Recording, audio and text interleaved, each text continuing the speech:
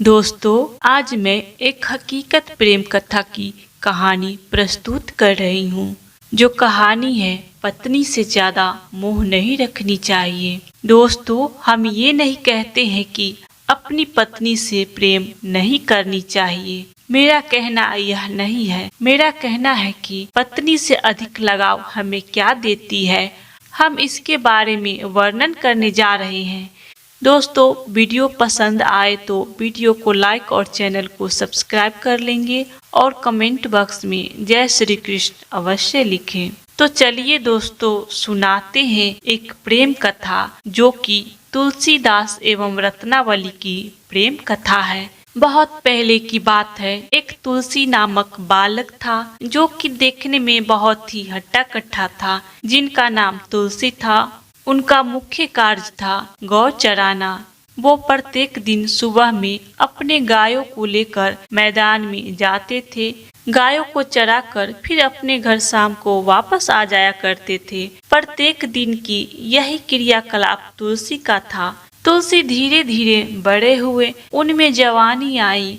उसके पश्चात तुलसी का विवाह कर दिया गया। तुलसी का विवाह एक रत्नावली सुकन्या के साथ हुई। शादी के बाद तुलसी का जीवन बहुत ही खुशनुमा तरीके से गुजर रही थी।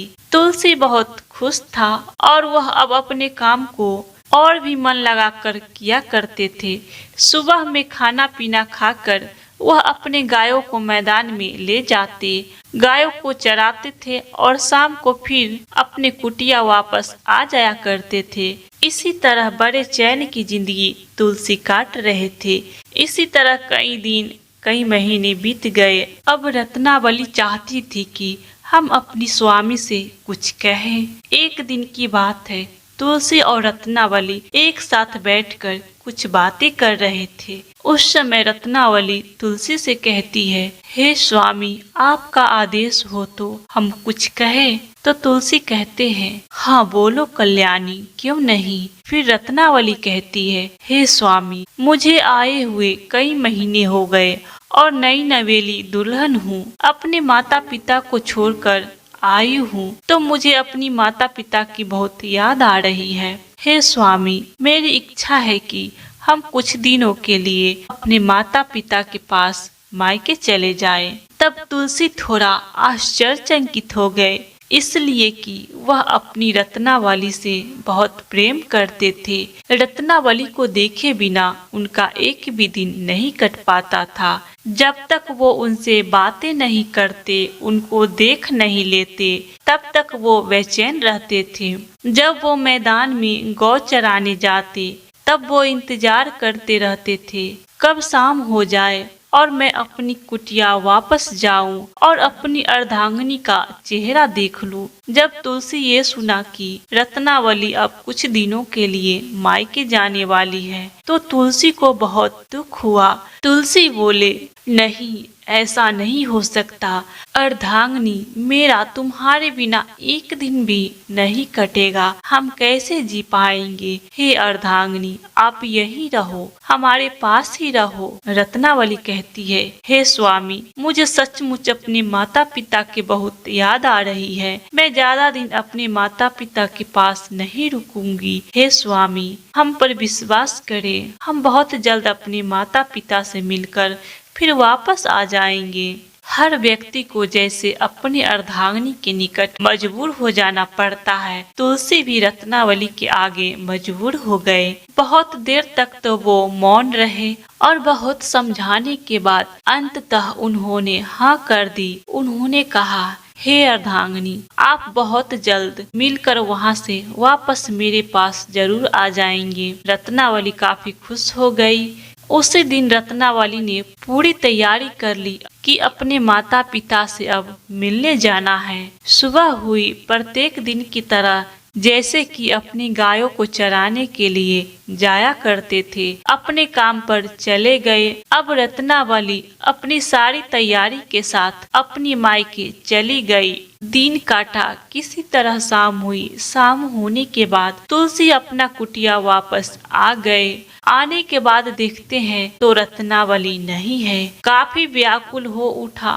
उनका ये बात तो सच थी कि एक पल भी उनका काटना मुश्किल था, लेकिन बेचारे क्या करते, उन्होंने ही तो हाँ कर दी थी, जिसके कारण रत्नावली अपने माता पिता के पास चली गई थी। बेचारे क्या करते, किसी तरह उन्होंने रात काटी। रात काटने के बाद फिर सुबह हुई। सुबह होने के बाद फिर तुलसी प्रत्येक दिन की तरह अपने काम पर चले गए। उनका जी नहीं लग रहा था। किसी तरह शाम हुई। शाम होने के बाद वो अपनी कुटिया वापस आ गए। आ जाने के बाद उनका द्वार बंद था। बेचारा द्वार पर ही बैठ गए। उनका जी नहीं लग रहा था, मन व्याकुल हो रहा था। क्या करते, सोचने समझने के बाद जब उनका मन व्याकुल हो गया, अंत समय में उन्होंने निर्णय लिया, अब मुझे रत्नावली को देखे बिना रहा नहीं जाएगा। मेरी रातें नहीं गुजर पाएगी। बेचारा क्या करते, रात काफी हो चुकी थी। न आगे सोचा और न पीछे सोचा और चल दिए अपनी अर्धांगिनी रत्नावली से मिलने। जब वो मिलने के लिए निकल पड़े तो रास्ते में बहुत तेज की बारिश शुरू हो गई। भयानक बारिश शुरू हो गई। चारों तरफ लबालब पानी भर गया था, लेकिन तुलसी को तो अपनी अर्धांगिनी से मिलना था। वो नहीं रुके। उन्होंने ठान लिया कि चाहे जो हो जाए, हमें तो अपनी रत्नावली से मिलना ही है। रत्नावली के घर पहुंचने के लिए एक नदी पड़ती थी।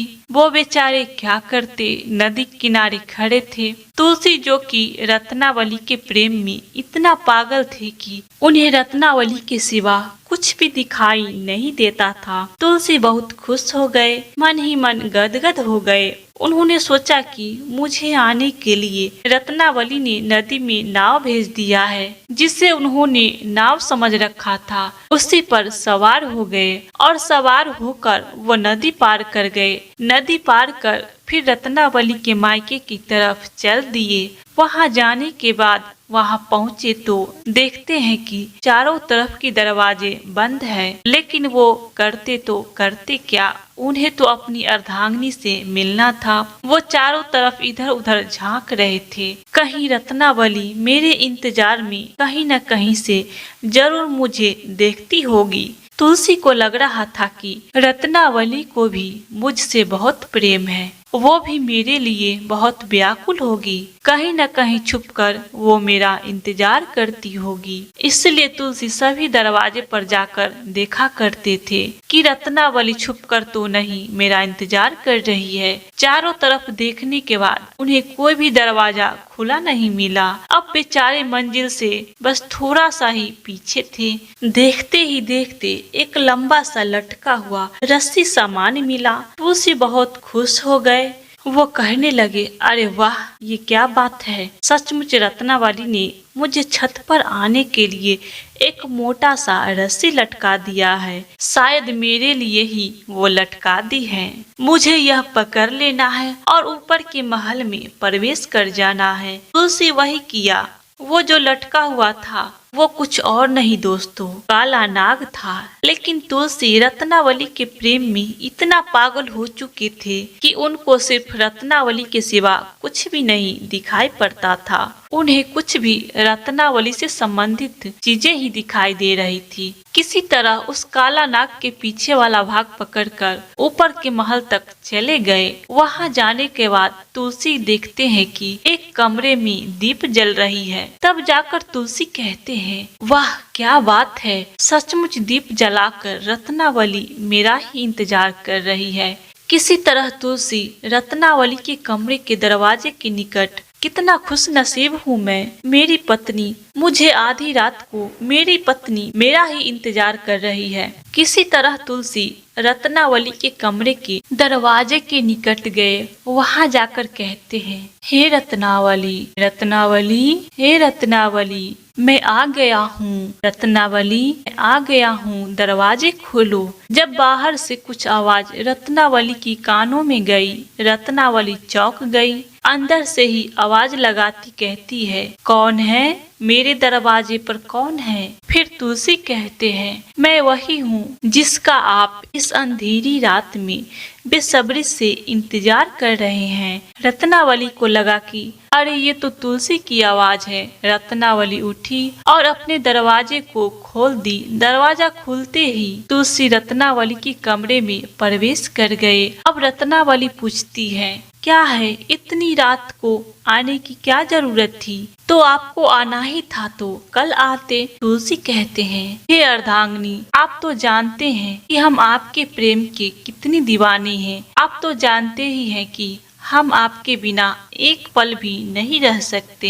हे अर्धांगिनी, मैंने अपने दिल को बहुत समझाया। जब ये दिल नहीं माना तो आधी रात को मैंने अपना घर छोड़कर आपसे मिलने चला आया। इतना सुनने के बाद रत्नावली कहती है, लेकिन आप कल भी तो आ सकते थे। तुलसी कहते हैं, आधी रात्रि को आप भी तो मेरे इंतजार में थी। आप भी तो मेरे लिए व्याकुल थी। आप ही तो मेरे लिए नदी में नाव भेजी थी। आप ही तो मेरे लिए ऊपर के महल में आने के लिए एक मोटे रस्से का इंतजाम कर रखी थी। इन सभी बातों को सुनकर रत्नावली चौंक गई और कहने लगी, अरे मैंने तो कोई नाव नहीं भेजी थी। भला रात में कोई नाव चला सकता है क्या? जरूर कोई न कोई लाश रहा होगा। मैंने कोई नाव नहीं भेजी थी। आपने लाश पर सवारी करके यहाँ तक पहुँचे हैं। तुलसी कहते हैं, ठीक है, माना कि वो लाश रहा होगा, लेकिन आपने ही तो ऊपर के महल में आने के लिए रस्सी का इंतजाम करके रखा था। फिर रत्नावली कहती है, कौन सी रस्सी, कहाँ है? तुलसी कहते हैं, तो आप ही देख लीजिए। जब रत्नावली बाहर की तरफ देखती है तो एक काला नाग उनको दिखाई देता है। अब रत्नावली कहती है, हे प्रभु, कब इनको ज्ञान मिलेगा? वो कहती है, अरे आप अंधे हो चुके हैं, आपको दिखाई नहीं दिया? यह देखिए, यह तो काला नाग है। आप इसे ही पकड़कर ऊपर आए हैं। वह तो ईश्वर का लाख लाख कृपा था। भगवान श्री राम की कृपा थी आप पर, जो आपको बाल बाल बचा लिए। इस काला नाग ने तो आपको डसा नहीं। आप सचमुच पागल हो चुके हैं। इन सभी बातों को सोचकर रत्नावली बहुत गुस्से में हो गई और गुस्से में वो तुलसी से कहती है, आपने जो यह कांड किया है वह मुझे बिल्कुल पसंद नहीं है। ऐसा प्रेम नहीं होना चाहिए। जितना प्रेम आपको मेरे लिए है, उतना ही प्रेम आपको श्री राम के लिए होता तो आपका बेड़ा पार हो जाता। प्रेम करना है तो भगवान श्री राम से करो। ऐसा करो, आप छोड़ दो मुझे। आपके पास नहीं जाना। आप बिल्कुल अंधे हो चुके हो। इन सभी बातों को सुनकर तुलसी को एक बहुत बड़ा झटका लगा। उन्हें भी गुस्सा आया और फिर कहते हैं, तो ठीक है, मैं चलता हूँ उन्हीं श्री राम के पास, जहाँ से मुझे मुक्ति मिलेगी और मेरा बेड़ा पार होगा। उसी वक्त तुलसी वहाँ से चल दिए। वहाँ से आने के बाद तुलसी कुछ समय के लिए चिंतित रहे, लेकिन उन्हें तो अपनी अर्धांगिनी रत्नावली को कुछ करके दिखाना था। अब वो जंगल में चले गए और वे भगवान श्री राम का ध्यान करने लगे। बहुत दिन तपस्या करने के बाद तुलसी को ज्ञान की प्राप्ति हुई और वे इतने महान बन गए कि उनका नाम तुलसी नहीं तुलसीदास हो गया, यानी एक संत बन गए। तो दोस्तों, कहने का अर्थ यह है कि आजकल की जितनी भी महिलाएं हैं, वो हर महिला यही चाहती है कि मेरे पति सबसे ज्यादा प्रेम हमसे ही करे। किसी भी महिला के पति अपनी पत्नी से जितना ज्यादा प्यार करते हैं, वो महिला अपने आप को उतना ही सौभाग्यवती समझती है। लेकिन वो भी एक पत्नी थी, वो भी एक अर्धांगिनी थी, जिनका नाम था रत्नावली, जिसे तुलसी इतना प्रेम करते थे। उस प्रेम के लिए रत्नावली खुश नहीं हुई। वो समझ गए कि हद से ज्यादा अगर ये मुझे प्रेम करेंगे तो वो जिंदगी के मोह से बाहर नहीं निकल पाएंगे। संसारिक ज्ञान का निखार उनमें नहीं आ पाएगा। वह संसारिकता से दूर होते चले जाएंगे और उन्होंने ऐसा सबक दिया कि तुलसी तुलसीदास हो गए। तो कहने का अर्थ है कि सच में कहा गया है कि हर सफल व्यक्ति के पीछे किसी न किसी स्त्री का हाथ होता है। तो इस तरह से तुलसी महान संत तुलसीदास हो गए और बाद में चलकर वो पूजनीय भी हो गए। तो इस तरह से यह कहानी यहीं समाप्त हुई। दोस्तों, यह कहानी कैसी लगी कमेंट करके जरूर बताएं। वीडियो पसंद आए तो वीडियो को लाइक और चैनल को सब्सक्राइब कर लेंगे।